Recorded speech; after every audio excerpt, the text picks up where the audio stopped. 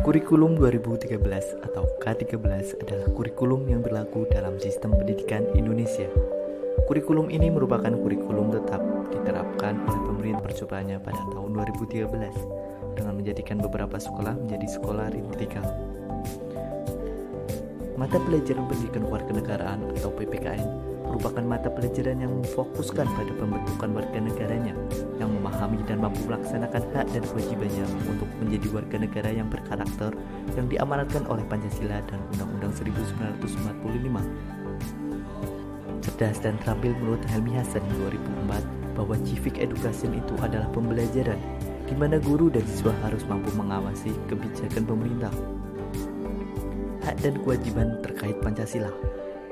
Persoalan yang paling kewajiban.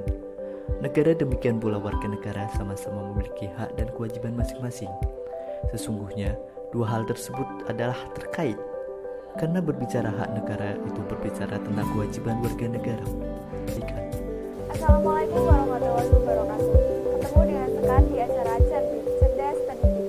Kali ini kita akan membahas tentang pelajaran pendidikan kewarganegaraan atau PKN kelas 12 kurikulum 2013 yang akan disampaikan oleh Ibu Lilis Rinasati SPD.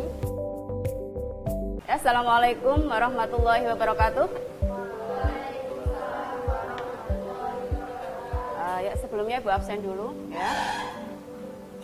Hari tanggal 27 ya. Aldo Aldiansah, Alfian Danang, Andini Delia, Dita Marta Fiani, ya, Dianti, ya, Winasari, ya, Zurotu Nisa, ya.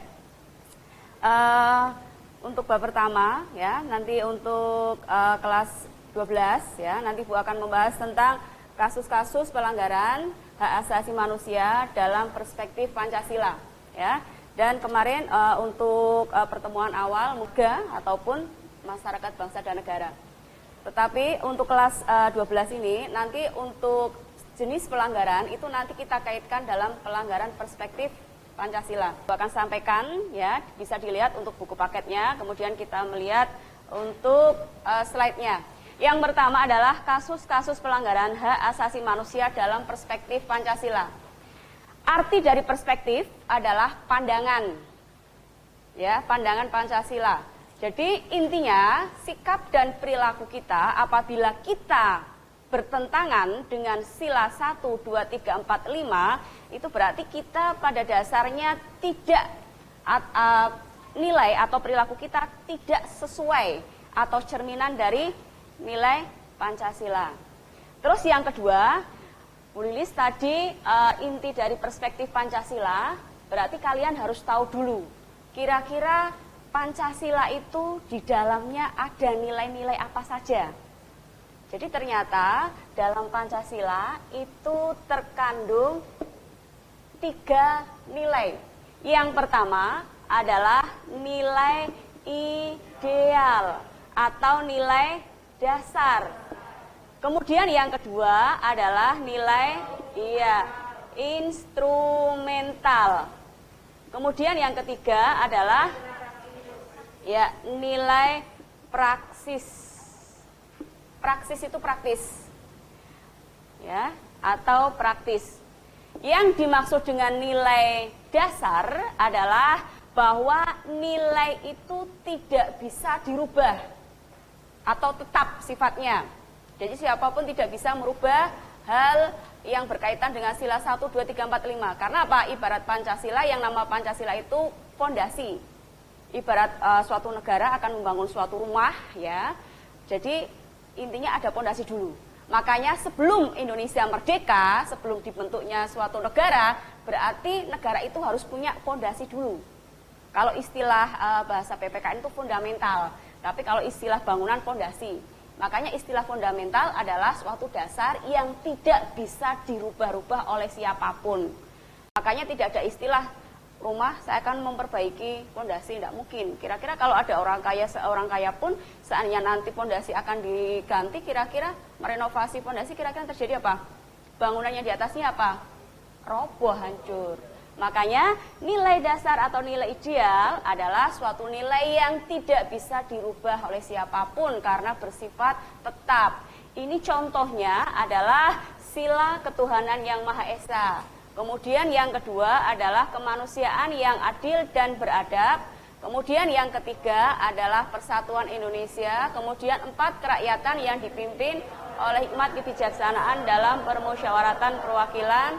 Yang terakhir adalah keadilan sosial bagi seluruh rakyat Indonesia. Nah, terus selanjutnya hubungan antara hak asasi manusia dengan Pancasila itu dapat dijabarkan.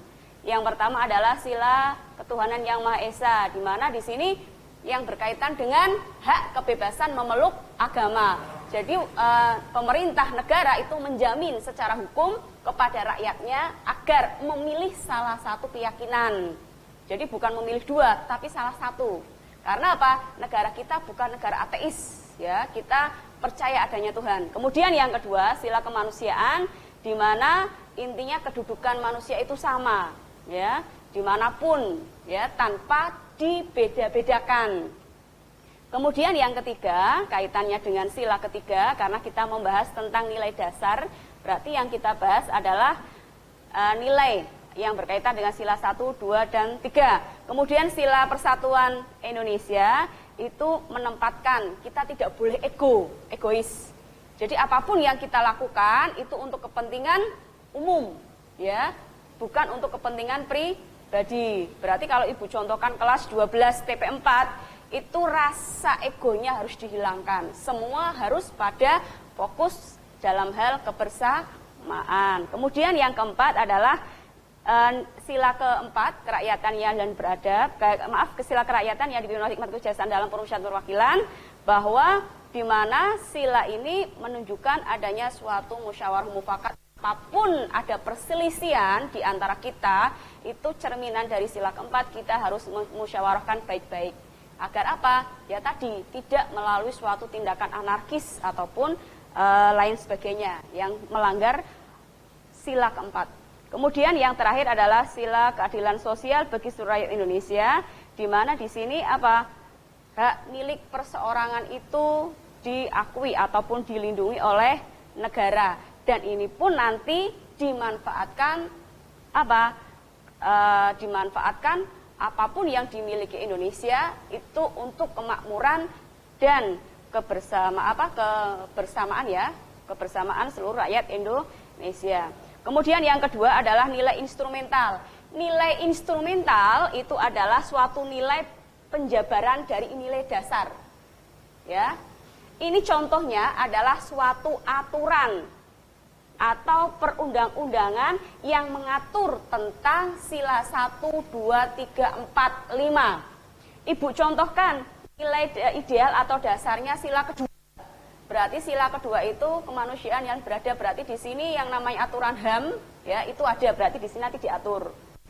Biasanya aturan ini itu terdapat dalam Undang-Undang Dasar, ya, Undang-Undang Dasar Negara Republik Indonesia tahun 1945. Berarti kalau yang berkaitan dengan HAM sila kedua berarti terdapat dalam pasal 28A sampai 28J. Begitu juga selanjutnya, yang penting intinya bahwa nilai instrumental adalah suatu nilai yang berisi atau bermuat, ya, dalamnya adalah suatu aturan-aturan yang mengatur tentang nilai-nilai dasar.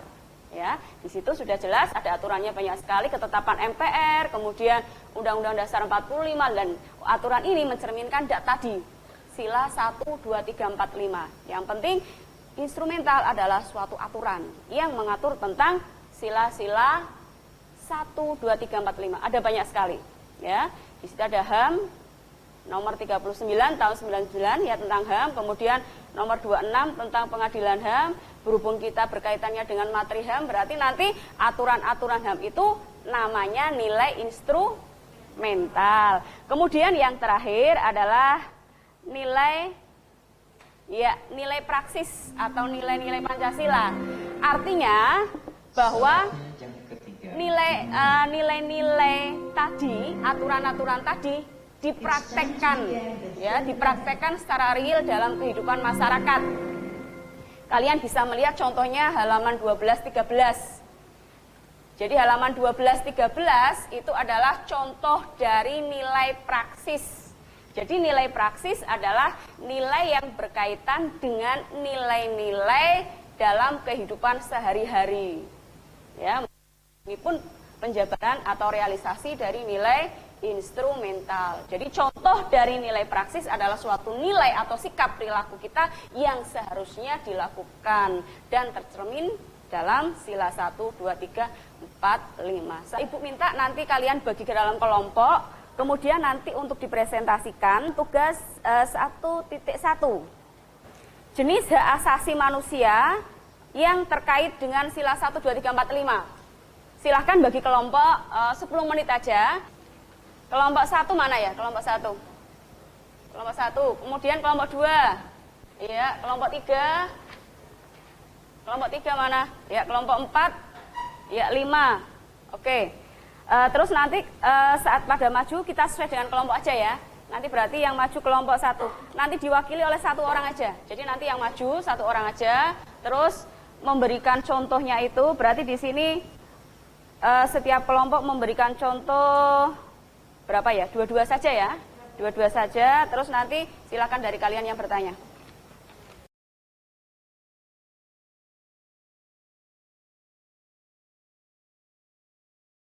Kalian bisa menganalisis nilai-nilai yang berkaitan dengan hak asasi, ya, asasi manusia dalam pandangan Pancasila. Ya. Terus yang kedua, apabila tadi nilai-nilai yang tadi yang sebetulnya seharusnya kalian lakukan, terus di masyarakat kalian melihat ataupun di lingkungan sekolah ataupun di keluarga, kemudian masyarakat ataupun bangsa dan negara, ada orang atau oknum yang perilakunya, sikapnya tidak sesuai tadi cerminan atas Pancasila, itu pun bisa dikatakan bahwa orang tersebut telah melakukan suatu pelanggaran. Ya, meskipun pelanggaran di sini itu nanti apabila merugikan orang lain dan secara hukum ada sanksinya, secara otomatis orang yang melanggar hak asasi manusia tersebut itu pun harus diberikan suatu sanksi yang tegas. Tujuannya apa? Agar tidak melanggar lagi hak-hak yang seharusnya tidak boleh dilanggar.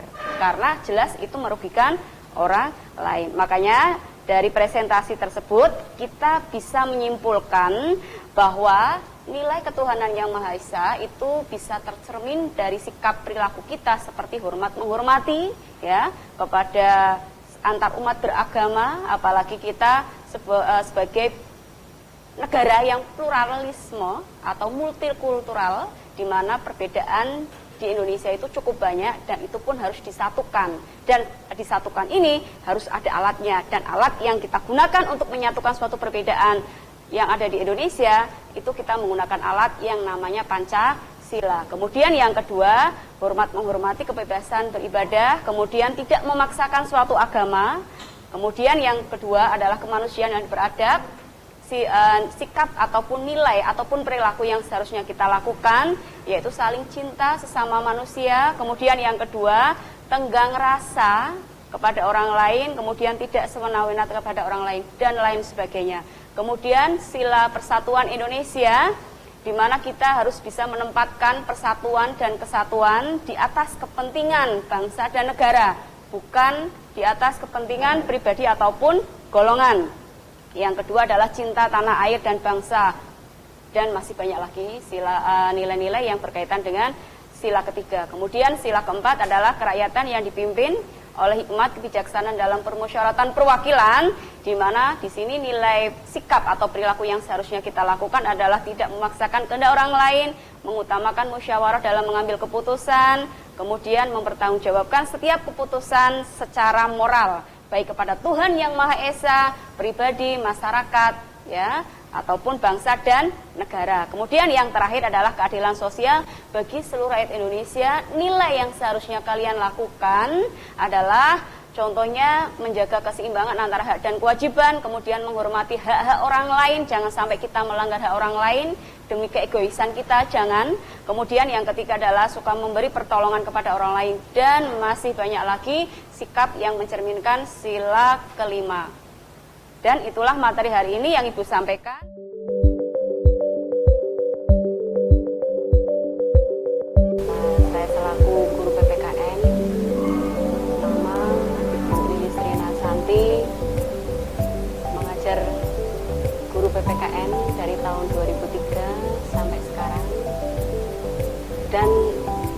suka dan duka mengajar di kelas. Memang banyak sukanya daripada dukanya. Di antaranya sukanya ketika dalam proses belajar mengajar itu ibu melihat antusias anak belajar.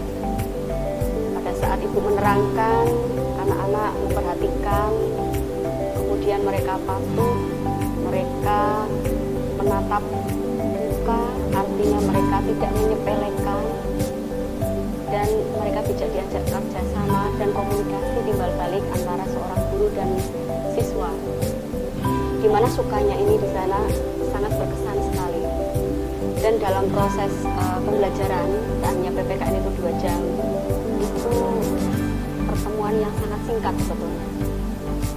Tetapi selain sukanya, juga di balik seorang guru juga ada duka dalam mengajar. Ketika ada di sebuah kelas, contohnya ada anak, mungkin tidak semua kelas anak punya masalah, tetapi kadang dalam satu kelas itu kadang ada 1-2 anak yang mungkin butuh diperhatikan. Sebetulnya mereka tidak nakal istilahnya, cuma mereka mungkin butuh perhatian, makanya kadang tingkah laku dalam kelas itu overacting. Ya, kadang mereka agak tidak disiplin mungkin dalam pakaiannya. Kemudian pada saat guru menerangkan, kadang anak itu tersebut juga tidak memperhatikan, dan kadang anak itu juga bercerita sendiri, dan kadang ada anak yang memang kadang agak kurang sopan terhadap gurunya. Tetapi masalah duka dan suka itu adalah suatu tim balance ya, karena tidak mungkin yang kita hadapi anak itu suka semua.